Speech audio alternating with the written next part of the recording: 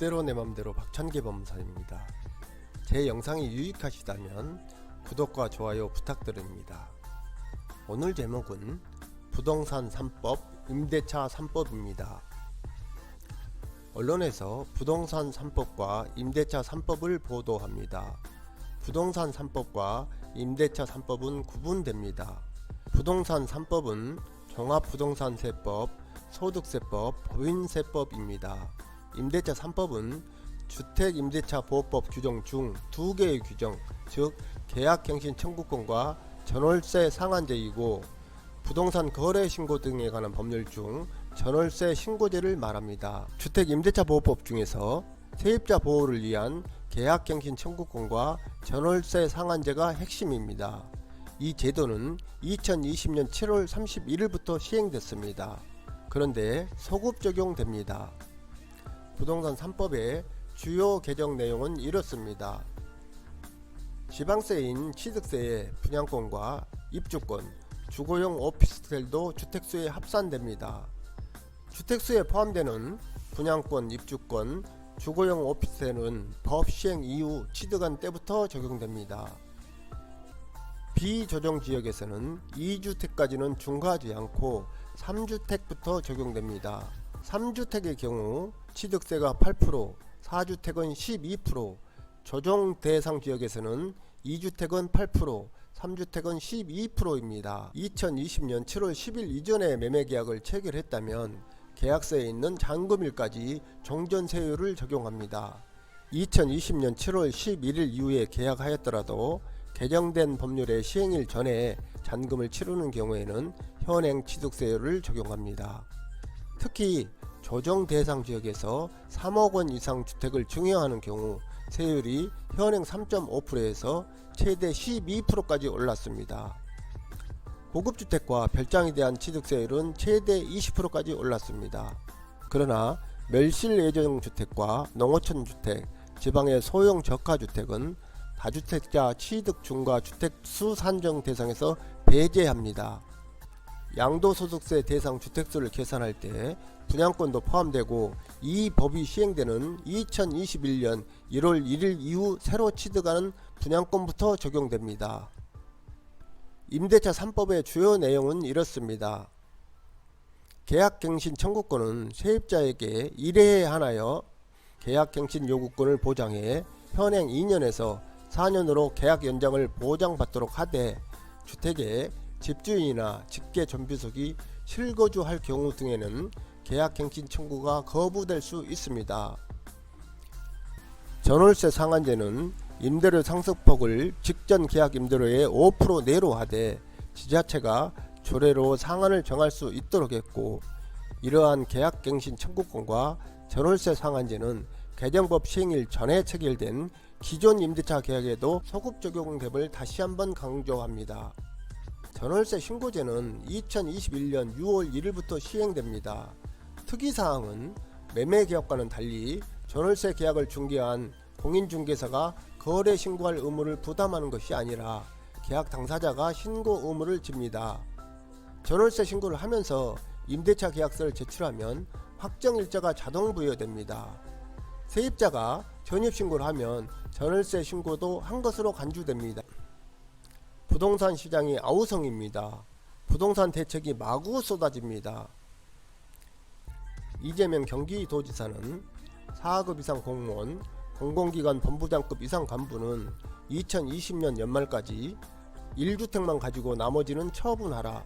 이를 어기면 2021년부터 주택 보유 현황을 인사고과에 반영하여 승진이나 전보에 활용하고 관련 업무에서 배제한다고 발표했습니다.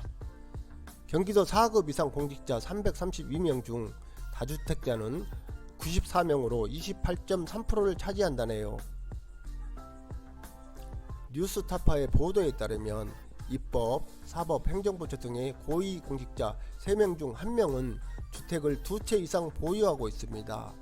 재산공개 대상 공직자 2249명 중 30%가 넘는 778명이 주택을 2채 이상 가진 다주택자입니다. 특히 부동산 관련 주무부처인 국토교통부 공무원 중 재산공개 대상 공무원의 45%가 다주택자입니다.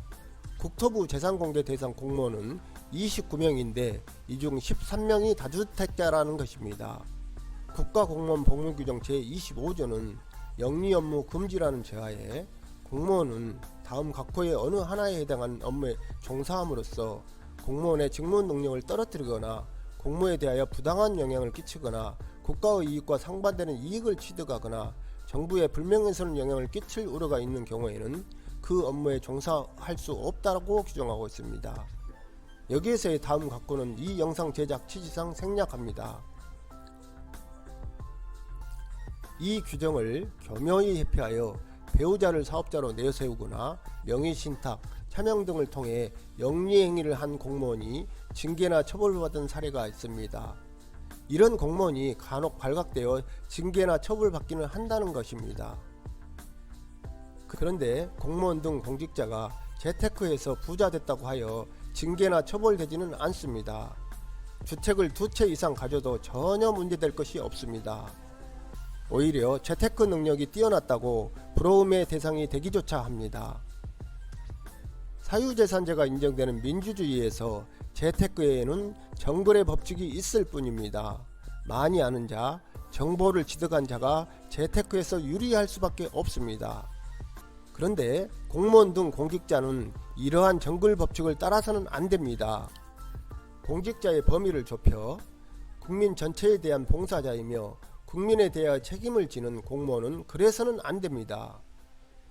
비가 새는 집에서 우산 쓰고 삶을 영위하라는 말이 아닙니다. 공무원은 풀타임 잡입니다. 파트타임 잡이 아니라는 것입니다. 출근 체크하는 순간부터 퇴근 체크하는 순간까지만 공무원이 아니라는 것입니다. 자나깨나 국민의 봉사자로서 이른바 나란 일을 생각해야 합니다.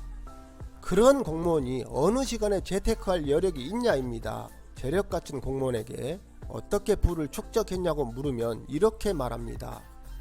난 몰라. 아내가 다 알아서 해서. 난 몰라. 남편이 다 알아서 해서 입니다.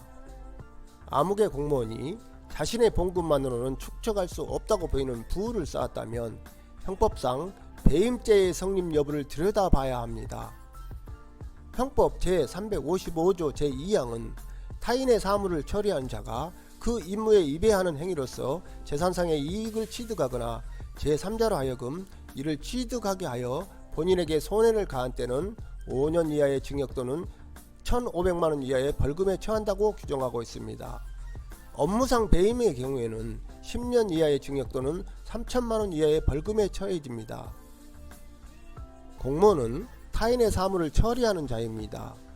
공무원은 국민의 이임을 받아 국민의 사물을 처리하는 자이고 국민이 형법상의 본인입니다.